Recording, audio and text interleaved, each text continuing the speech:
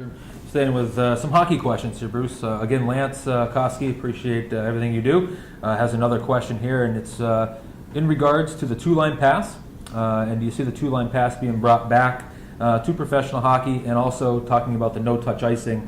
Do you see the no-touch icing becoming a possibility? Well, these things have been discussed at the NHL level, mostly because of all the concussions that have been taking place, and there's been some talk of taking out the red line, or excuse me, putting the red line back in, so that we can get away from the stretch passes. There's some of the experts in the field that think these stretch passes where defensemen are trying to hit a forward break and sort of going for a breakaway all the time, these long stretch passes, defensemen are reading the play, they're stepping up, and they're clocking guys pretty good with open ice hits, which has led to a couple of concussions.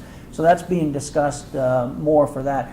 I'm on the fence right now, Damon, personally, whether or not I think sometimes putting the red line back in and having the two-line pass puts a little more skill into the game. We see so often now the defenseman throw the puck up, all the guy does is deflects it into the zone, and then it's a mad rush into the offensive zone to retrieve the puck.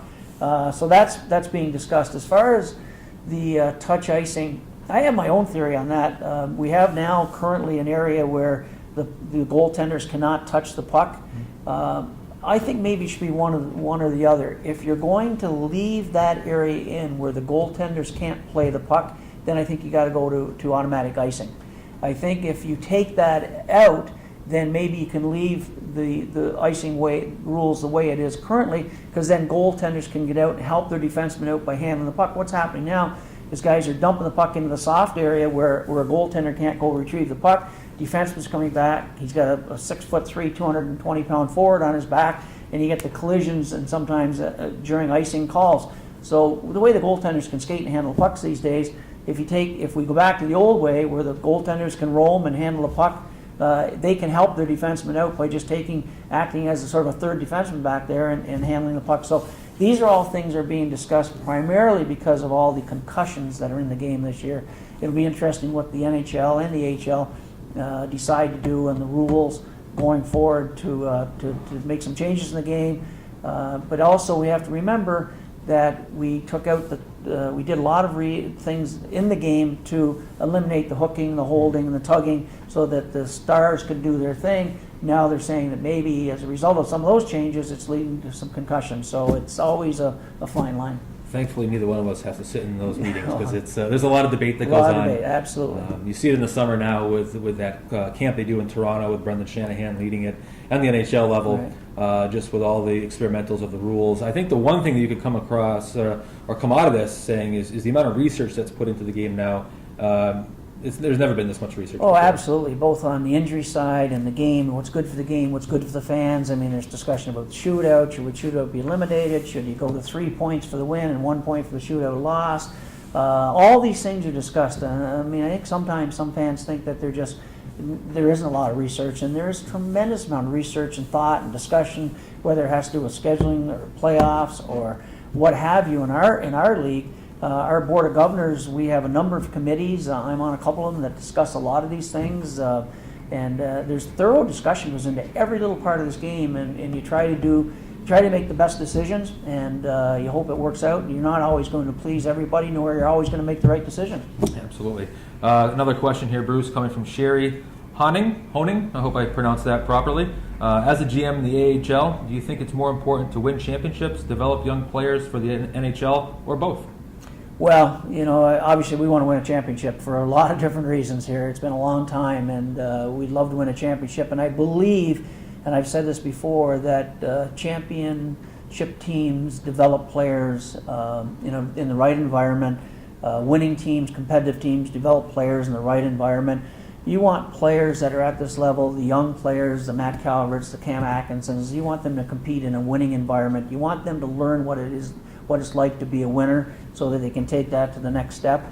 I think winning and development can go hand in hand. Selfishly here, for our position, we want to make the playoffs and win a championship. That's what it's all about. That's what it's all about for ownership, for the fans, for the staff, and for the players. From the National Hockey League standpoint, they want us to develop players for them for the future, but they also want us to win too, for a lot of different reasons, for the same reasons I mentioned. They believe that their players will become better athletes and better people, and be better Columbus Blue Jacket players if they're playing in a competitive environment.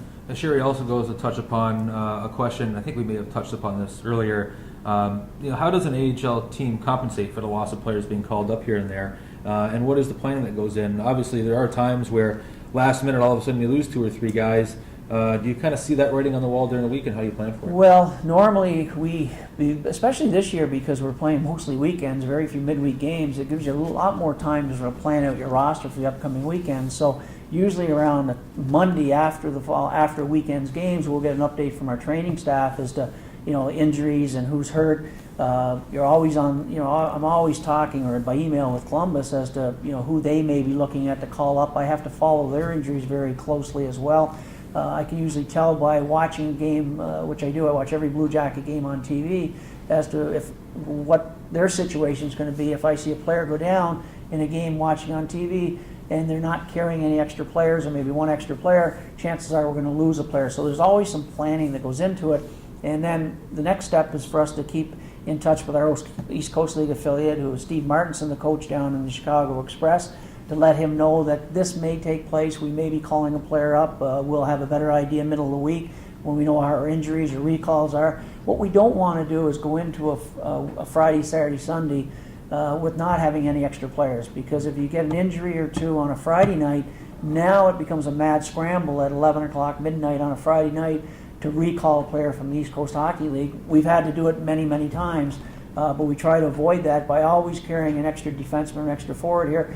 The other thing you always, right now we've got a bit of a flu bug going through the team, a bit of the bug. So, you can, if you go into a Friday night game and you haven't got any extra players, and all of a sudden a couple guys come down sick in the morning and maybe can't go that night, you're really you're depleting your roster and giving yourself an excuse to lose a hockey game. So there's always a lot of preparation goes into it. It's always a lot of trying to look, a couple games ahead, and the weekend coming up as to what you think your roster is going to look like. And Bruce, one last question here coming from Tim Perkins, and Tim kind of touches upon the veterans that were signed. See, we don't rehearse this when your cell phone goes off. I apologize. Yeah. I'll shut that off in a hurry. Yeah, no problem. Tim's on your cell phone, obviously. So his question basically being just the veterans that were signed this summer, the Giroux, the St. Pierre's, Druzenovics. Just your thoughts on how they performed this year. Obviously, those were big pieces of the puzzle in the summer. Some of them have been healthy, some haven't, but just your thoughts on the veterans. Well, we'll look at St. Pierre. First of all, number one centerman in this league. You look at the goals that Cam Atkinson has, 27, 28 now. St. Pierre is a big part of Cam getting a lot of those goals. A good goal scorer like a Cam Atkinson has to have a crafty centerman that can get him the puck, and St. Pierre has certainly done that. You look at Alex Giroux.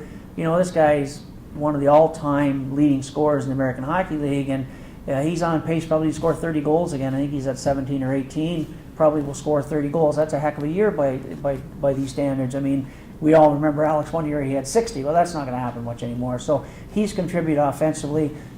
He scores big goals. He's got a powerful, heavy shot that if a goaltender doesn't stop it, it's usually because it's so heavy. There's a rebound there for somebody else.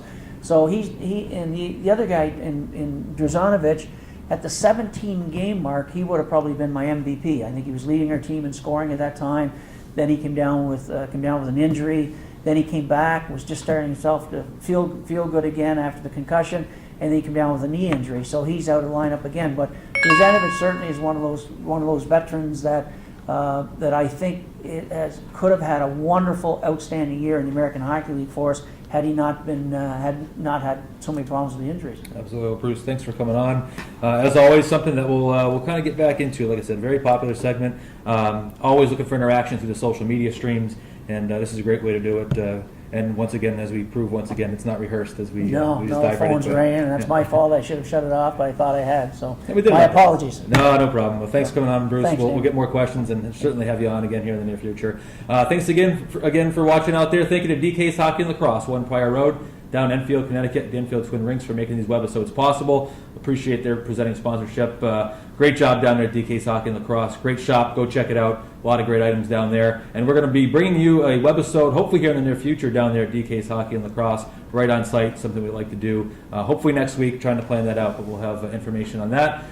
Thank you to Mike Mitchell behind the camera as always. Don't forget about the social media streams, official Facebook, official Twitter, updated all the time. I appreciate you watching out there. We'll see you this weekend.